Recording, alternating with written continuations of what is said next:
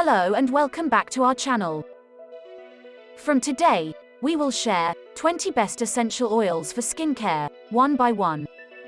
So, number 1 best essential oil for skincare is tea tree oil. Tea tree oil is very useful in controlling acne.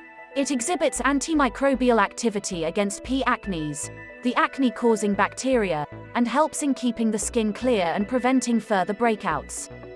Now, how to use tea tree oil for skincare.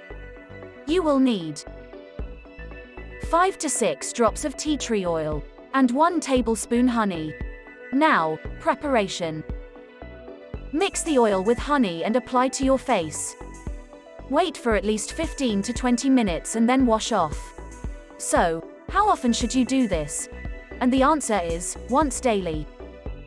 Hope you did get some value out of our today's video. If you really did, hit subscribe button, press the bell icon in order to get regular updates from our channel.